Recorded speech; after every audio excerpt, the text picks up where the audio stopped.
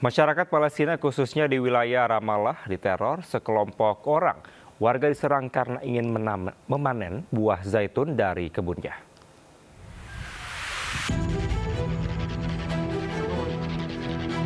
Teror masih diterima warga Palestina khususnya di wilayah Ramallah bagian utara. Seorang aktivis asing merekam aksi sekelompok orang yang menganiaya warga karena ingin bekerja. Warga di kawasan ini memiliki perkebunan zaitun yang sudah memasuki musim panen. Namun pada saat bekerja mereka diserang orang yang diduga adalah penduduk ilegal dan ditunggangi Israel. Sang aktivis pun berupaya menolong warga itu. Seorang wanita luka serius akibat dianiaya gerombolan pemukim ilegal. Gencatan senjata berlaku sejak 13 Oktober 2025. Tentara Israel pergi dari Gaza tetapi masyarakat Palestina tidak pernah bebas sepenuhnya. Pemirsa, karena keterbatasan biaya, seorang wanita parubaya yang alami gangguan jiwa dikurung dalam kandang selama 4 tahun di Kecamatan Tenjo, Kabupaten Bogor, Jawa Barat.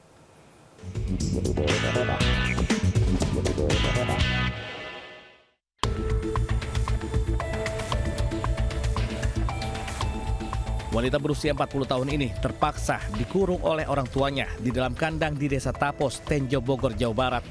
Ia diketahui mengalami gangguan jiwa sejak kecil. Orang tua khawatir jika dilepas maka ia akan melukai warga sekitar. Sebelumnya, wanita ini sudah pernah dirawat selama 13 hari di Rumah Sakit Jiwa di Marzuki Mahdi. Namun, orang tua Santamah tak mampu untuk menopang biaya makan sehari-hari dan membeli obat karena keterbatasan biaya. Kejang-kejang lagi kecil nanya ta. Lagi sehatnya juga nggak normal kayak kita gitu. Terus pernah ada bantuan belum Bu dari desa, kecamatan maupun dari pemerintah Kabupaten Bogor? Itu bantuan namanya cuma dibawa ke Bogor doang. Dibawa ke Bogor rumah sakit. Ke rumah sakit. Berapa hari Bu? 13 hari. 12 hari. Hingga saat ini orang tua dari Santama berharap kepada pemerintah setempat untuk memberikan bantuan untuk berobat demi kesembuhan anaknya. Dari Kabupaten Bogor, Jawa Barat, Iwan Setiawan, News melaporkan. Polisi menangkap pengemudi mobil yang viral di media sosial karena menggunakan sirine di jalan. Hal tersebut menjadi ramai di media sosial lantaran mobil yang menggunakan plat nomor palsu ini juga membunyikan sirine saat lalu lintas macet.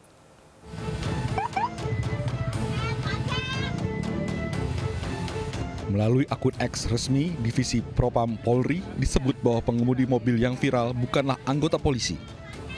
Selain itu, dalam unggahannya, polisi juga menyebut telah menangkap pengemudi mobil tersebut. Hal ini dilakukan agar kenyamanan pengguna jalan tetap terjaga.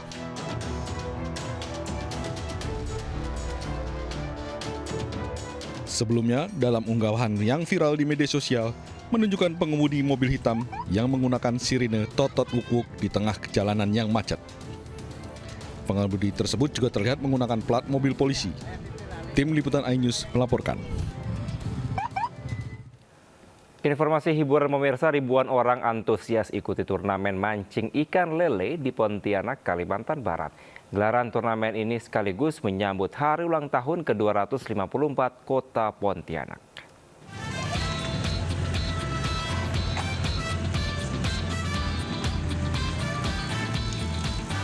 Parit Sungai Jawi yang berada di Pontianak menjadi lokasi lomba mancing. Ya, ribuan orang dari berbagai komunitas pemancing Kota Pontianak dan sekitarnya antusias mengikuti turnamen mancing ikan lele yang digelar brand AXZ dari PT Asia Pancing Indonesia. Ada 200 grup peserta mancing yang diikuti dalam turnamen dengan total 3,5 ton ikan lele yang ditebar di Parit Sungai Jawi. Turnamen ini sekaligus menyambut hari ulang tahun ke-254 Kota Pontianak. Kegiatan ini pun masuk dalam rekor muri. Brand AIZ bangga telah mendapatkan rekor muri pada turnamen mancing kategori 200 grup terbanyak di hari ulang tahun Kota Pontianak yang ke-254. Harapan kita ke depan ini menjadi suatu representasi dari salah satu hobi masyarakat Pontianak, yaitu memancing, yang bisa berdampak positif dalam lingkungan ataupun pada sektor-sektor yang lain. Diharapkan kegiatan ini dapat meningkatkan potensi pariwisata Kota Pontianak, baik untuk wisata lokal hingga mancanegara. Ke informasi mancanegara pemirsa, di masa gencatan senjata Hamas Israel, masyarakat Gaza dibombardir kelompok Zionis. Pelanggaran ini diduga dilakukan oleh kelompok bersenjata lainnya di Gaza yang ditunggangi Israel.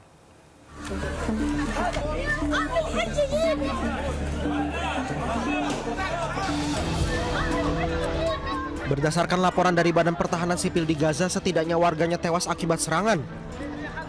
Diduga serangan yang dialami warga Gaza berasal dari kelompok bersenjata lain yang ditunggangi Israel.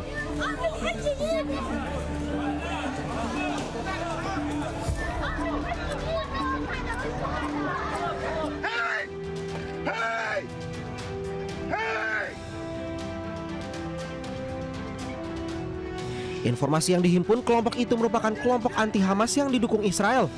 Akibat serangan ini, setidaknya 11 orang meninggal dunia. Namun Presiden Amerika Serikat menyatakan perjanjian gencatan senjata masih berlaku. What's your reaction to Israel strikes in Gaza? Well, we're going to have to see what's happening. We want to make sure that it's going to be very peaceful with Hamas. As you know, they've been quite rambunctious. They've been doing some shooting, and we think maybe the leadership isn't involved. There are some rebels within, but either way, it's going to be handled properly. Is the It's going to be handled toughly, but properly. Is the ceasefire still in place? Yeah, it is. Gencatan senjata antara Hamas dan Israel mulai berlaku pada 13 Oktober 2025. Kedua pihak sepakat mengembalikan sandera hidup dan sandera tewas, serta tentara Israel keluar dari wilayah Gaza dan Palestina. Pemirsa, Menteri Koperasi Ferry Juliantono secara resmi melakukan peletakan batu pertama pembangunan fisik koperasi desa di Desa Wanajaya, Kecamatan Cibitung, Kabupaten Bekasi, Jawa Barat. Kegiatan yang turut dihadiri Direktur Utama PT MNC Capital Indonesia Tbk Yudi Hamka ini menjadi bentuk dukungan terhadap program pemerintah terkait pemerataan ekonomi desa dan penguatan kedaulatan ekonomi nasional.